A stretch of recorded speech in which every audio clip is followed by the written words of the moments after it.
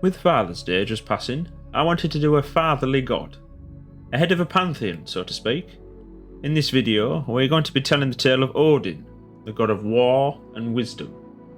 Odin, Havi, Wotan, the All-Father. So many titles for one god. The chief of the Norse pantheon, the god of wisdom, war, and of the dead. Odin was the son to one of the first Asgardians, Bor, and a frost giantess, Vesla. Odin was known for his cravings for knowledge. He was known to sacrifice his own body to acquire wisdom and knowledge. He once sacrificed his own eye for wisdom, and he also once sacrificed himself to himself, but we'll delve more into that later. Odin had two popular sons, Thor, the mighty god of thunder, whose strength was unmatched, and Balder, the god of light.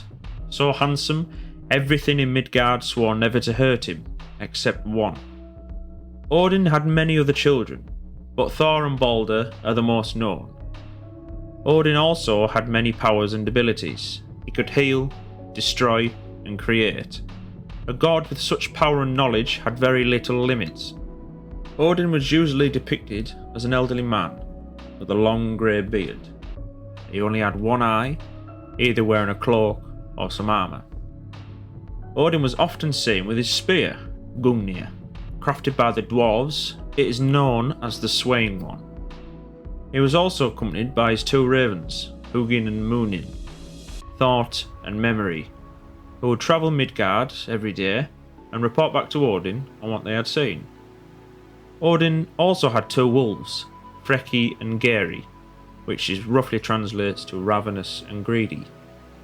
Odin was the leader of the Airseer in Norse mythology.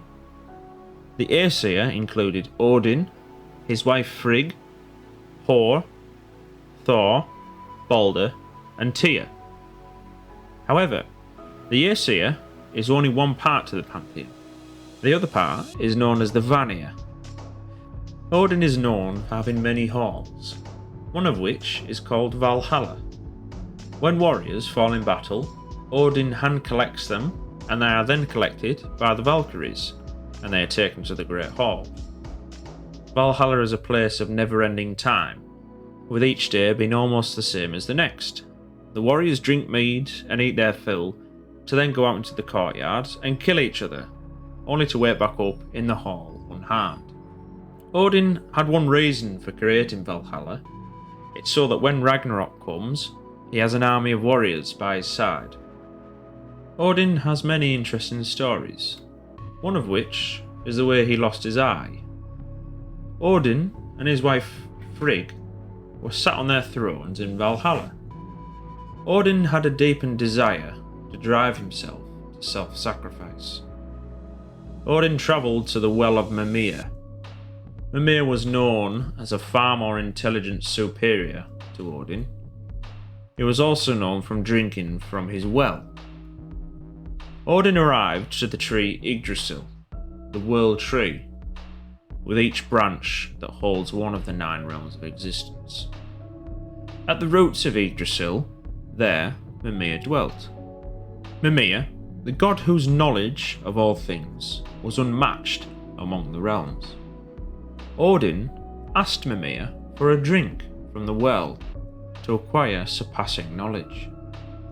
As Mimir was the guardian of the well, he knew the value of the well's waters, and refused unless Odin would sacrifice his eye and then throw it into said well. Odin took a deep breath. He reached up to his face, with a slight sound, plucked out his eye. In unimaginable pain, Odin threw his eye into the well. Mimir was satisfied and allowed Odin one flagon drink from the well. Odin leaned down, horn in hand, and scooped up a hornful of water.